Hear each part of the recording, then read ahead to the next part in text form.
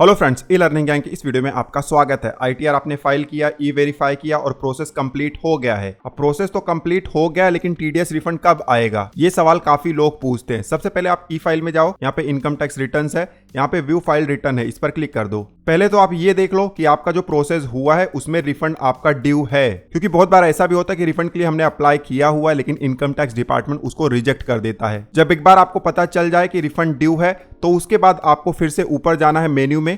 यहाँ पर सर्विसेज दिखाई देगा, इस पर क्लिक कर दो। यहाँ पर नो योर रिफंड स्टेटस दिखाई दे रहा है, इस पर क्लिक कर दो। पैन नंबर ऑटोमेटिकली यहाँ पर दिखाई दे रहा है, असेसमेंट ईयर यहाँ पर आप सिलेक्ट कर लो।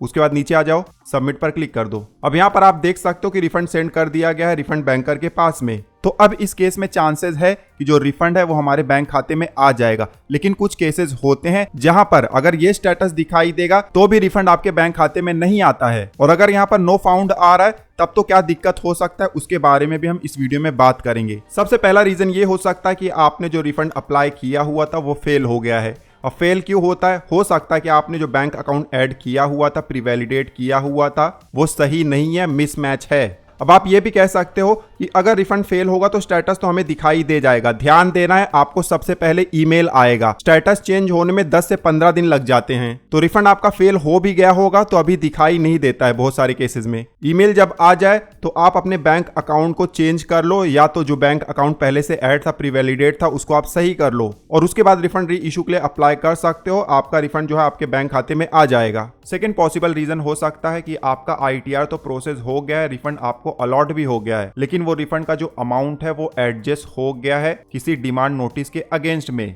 अब आप सोचोगे ये क्या है? मान लो कि पिछले किसी भी साल में आपको डिमांड नोटिस आया हुआ था और आपने उसको क्लियर नहीं किया हुआ था, या क्लियर तो कर दिया हुआ था लेकिन पोर्टल पर वो दिखाई दे रहा था, या डिस्प्यूट अभी भी चल रहा था। तो ऐसे केसेस में इनकम टैक्स डिपार्टमेंट क्या करता है कि आपका रिफंड जो है वो होल्ड पर रख देता है और उसके बाद उसको एडजस्ट भी कर देता है आपके प्रीवियस डिमांड नोटिस के अगेंस्ट में। जैसे कि आप देख रहे हो हमारे केस में इस तरीके से हुआ है। तो यहाँ पर भी मेजॉरिटी ऑफ केसेस में रिफंड आपके बैंक खाते में नहीं आता है, या कभी कभी आता भी है तो कम आता है। और ये चीज भी स्टेटस में बहुत देर से आपको दिखाई देगा, मेल पहले आएगा, तो ईमेल आपको जरूर चेक करते रहना है, ठीक है। उसके बाद एक और पॉसिबल रीजन हो सकता है जहां पर आपका आईटीआर प्रोसेस हो गया, रिफंड नहीं आया।